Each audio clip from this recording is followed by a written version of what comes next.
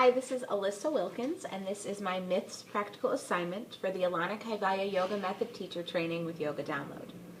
Today, I'm going to tell the myth of Ganesh.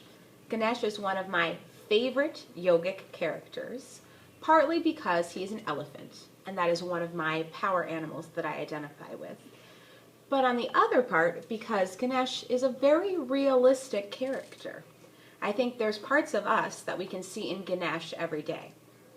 The story I'm going to tell you is about Ganesh and his beautiful ivory tusks and the moon. And this story is how we get half moon pose and full moon pose in yoga. Ganesh is a lover of sweets, and I think Ganesh is not alone in how much he loves sweets. One night he overindulged a little bit on some candies and chocolates, and his belly was very, very full. He took a ride home on a tiny little mouse. Now picture that for a second, a tiny little mouse, big, big elephant. And as he's riding this tiny little mouse, a snake slithers across his path. And of course, the mouse runs away from the snake in one direction, throwing Ganesh off of his back and bursting open his belly full of sweets. His sweets spill everywhere like a piñata, and he is very angry. He picks them up one by one and stuffs them back in his belly and uses the snake that ruined his path as a belt to keep everything tightly locked in there.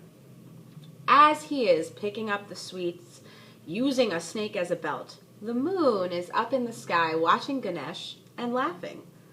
I think you and I could be accused of laughing at seeing something silly and ridiculous like this before. I wouldn't put it against the moon. But Ganesh, being a bit overdramatic, he is the son of Shiva, he takes off one of his beautiful ivory tusks and chucks it at the moon. And he tells the moon that he can no longer shine. Well, the world suffered from this, not just the moon. They were living in complete sunlight. And love and happiness started to fade away, and the gods got together and tried to make a compromise with Ganesh. And Ganesh said that the moon could shine its light, but it had to wax and wane. And that is how we get the different stages of the moon today.